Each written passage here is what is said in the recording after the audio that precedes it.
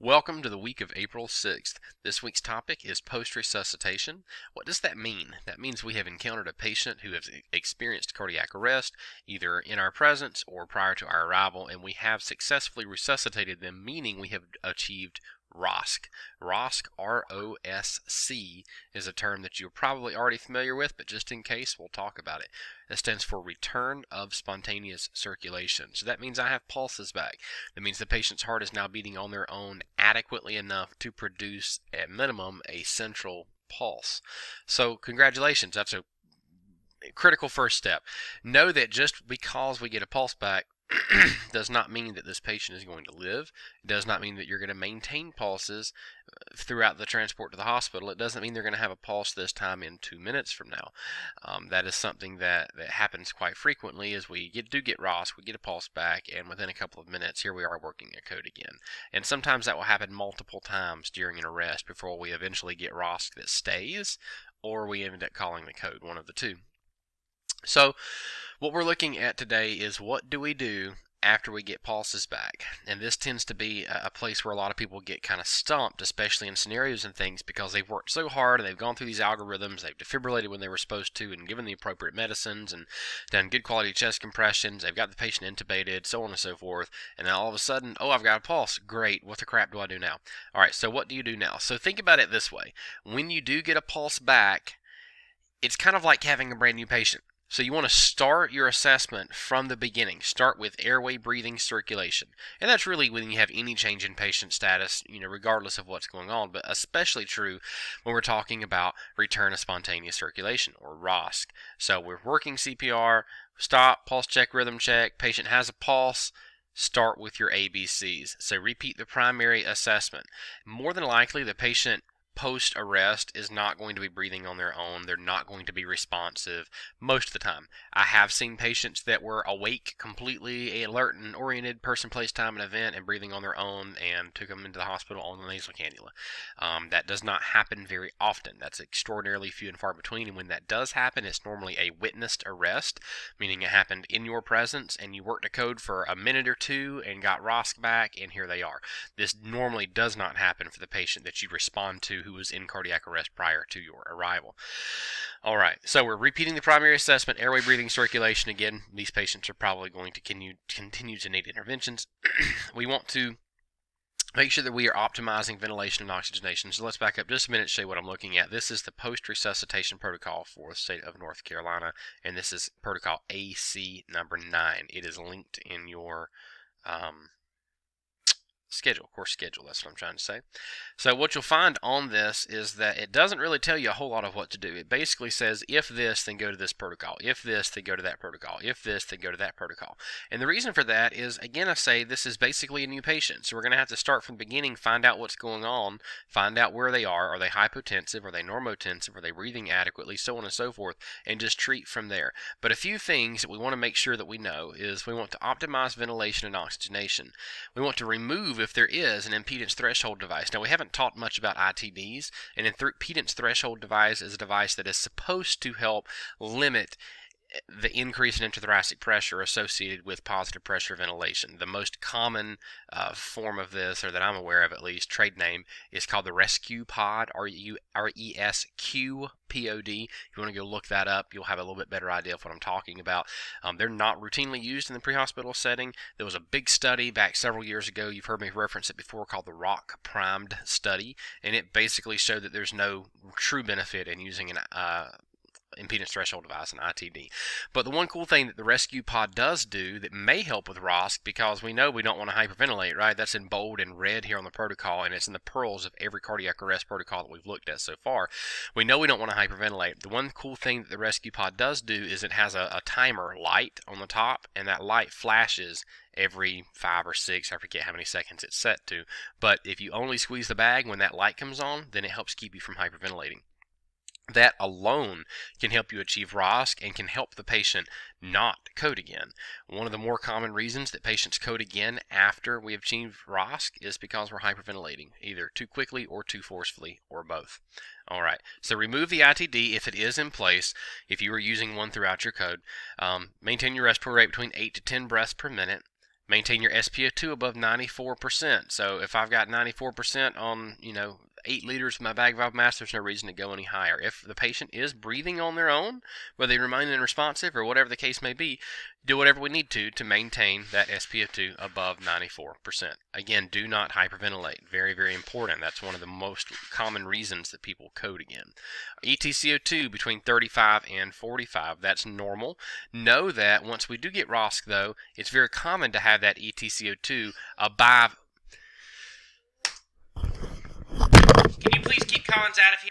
Sorry about that. Had a bit of a distraction come into the room. So continuing, want to maintain our EtCO2 between 35 and 45. You know that higher than 45 is normal post-arrest, and that's because we have all this bad stuff, all this acid, essentially carbon dioxide and stuff, that's been sitting in the extremities for a prolonged period of time during an arrest, and now that the heart is contracting again, it's starting to pump all that bad stuff back around the body and to the lungs where we can get rid of that CO2. So it's very normal to see an increased EtCO2 following ROSC. We don't need to hyperventilate the patient. Don't bag faster trying to bring that EtCO2 down. It is normal for it to be high, and it will eventually come back down on its own. Do not hyperventilate the patient to bring that EtCO2 down immediately following ROSC. We need to get a 12 lead. Why do we need to get a 12 lead? Well, because we're looking for what the potential cause of arrest was, right? Remember last week our goal in treating cardiac arrest is always treat the underlying cause. If we can figure out what that is, we're going to have a much better chance of first obtaining ROSC, which we've done now, and then continuing to have ROSC. So we need to look for things like a heart attack. I know we haven't got to that yet. We haven't learned how to identify that on the EKG, but we will next semester. For right now, just know that 12-lead ECG interpretation is absolutely mandatory post-arrest.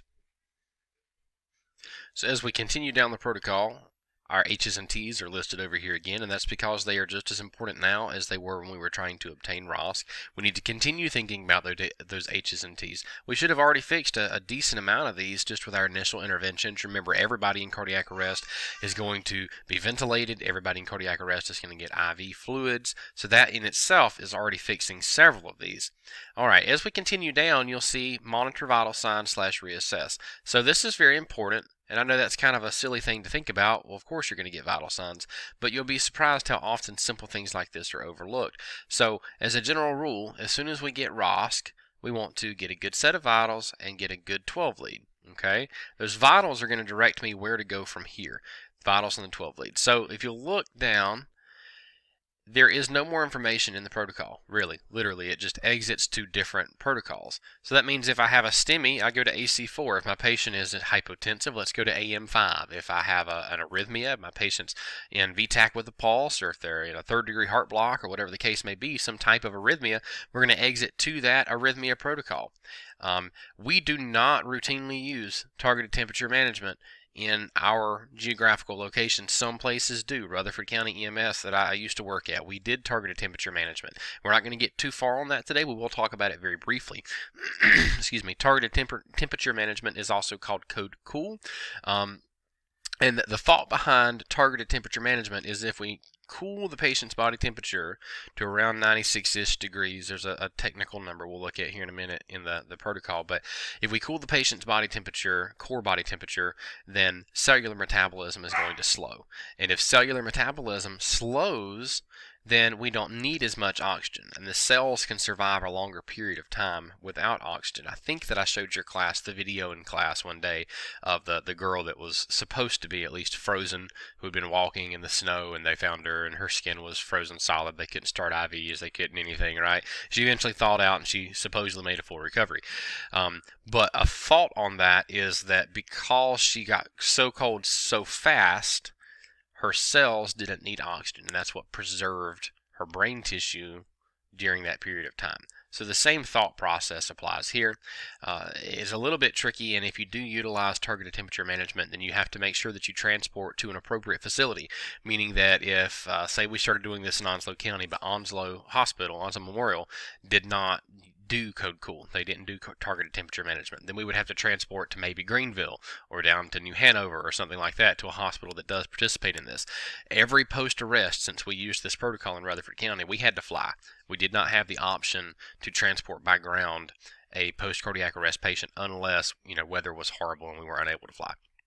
That's because we did not ever transport to our local hospital because our local hospital didn't participate in this. So just make sure that you're taking this patient to an appropriate facility if you do decide to utilize, or if you're working for an area that utilizes this protocol. Post-intubation BIED management, you're already familiar with that protocol, and that is your sedation protocol following RSI. In this case, you wouldn't have RSI'd the patient. You would have intubated the patient when they did not have an intact gag reflex because they were dead, right? But now they've come back, they have a pulse, and they're semi-responsive to some extent, and they're showing signs of anxiety with their vital signs, and or they're physically combative in some way. We may need to put them down. So that's why we're going to exit to there. So let's scroll on down to the pearls. And actually, let's not bypass this big red box, because this is one of the most important things that you can remember when treating post-arrest patients. Arrhythmias are common and usually self-limiting after ROSC. So, excuse me, sorry about that. So you have just given this patient, you've been working the code for 15 minutes. How many milligrams of epinephrine has this person got in their body now? 15 minutes, once every 3 to 5, we'll say every 5. They got at least 3, maybe 4 milligrams of epinephrine in their body, right? IV, that is a whole bunch of epinephrine. Think about the epidose that we use for symptomatic bradycardia, and we're looking at 2 to 10 micrograms per minute, and we're giving 1 milligram every 3 to 5. So they've got 3 to 4 milligrams of epinephrine in their bloodstream. Now their heart suddenly starts back, and so all that epinephrine that was just hanging out is now being pumped around. Would you expect them to experience tachyarrhythmias with 3 to 4 milligrams of epi in their veins? Of course. It's very common, but know that normally when patients do experience tachyarrhythmias following ROSC, they go away on their own. They don't warrant treatment per se. That doesn't mean that you don't need to be super cautious and be prepared to treat, and you may not end up treating, because you very well may. But normally this lasts a very brief period of time, and then the heart rate slows to normal. Keep that in mind. Go down to our pearls here real quick, because there are a couple of cool little things we want to look at. Most of this is the same that you have already seen in your other cardiac arrest protocols. We've already said hyperventilation is a significant cause of hypotension, and recurrence of cardiac arrest in the post-resuscitation phase must be avoided at all costs. So this means don't hyperventilate your patient because it'll kill them again. We talked about our ETCO2 being higher. We know not to hyperventilate to get it to fall between 35 and 45. All of this we've already talked about. Now, STEMI. STEMI stands for ST elevation myocardial infarction. And we're going to break that down in great detail next semester in your 12-lead ECG class. For right this minute, just know that means an active heart attack. Is it likely that an active heart attack, or is it possible that an active heart attack caused them to arrest? Absolutely. Absolutely. Fairly common. All right, we talked about targeted temperature management. So we're going to pause here for just a minute, and on the next video, we're going to look at a couple of medications. Actually, you know what? I'm going to put it on this. No, I'm not. Sorry.